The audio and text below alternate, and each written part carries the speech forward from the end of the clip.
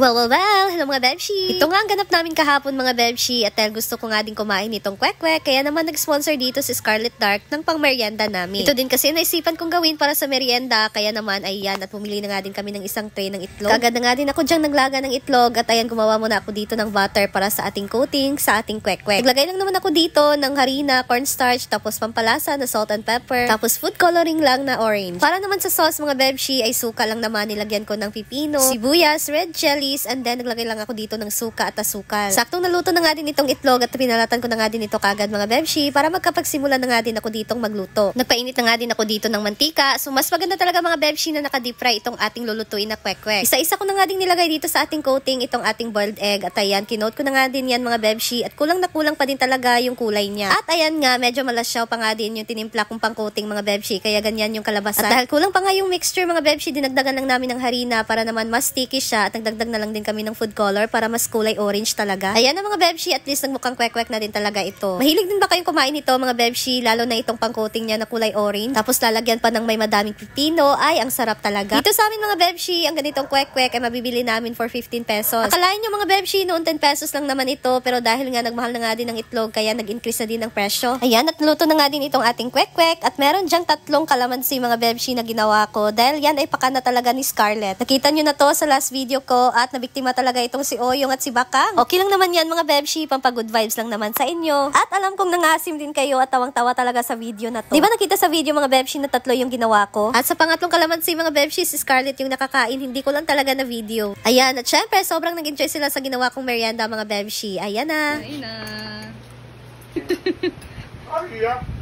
Gamay lang nito sa isa. Ang gitunga ay mga tunga na doon. Para di may lan ba? Yan ay lahi. Okay. Very good. Talino ka.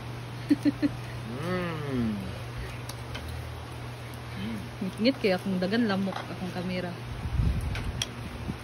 Dagan? Lamok. Ngit man.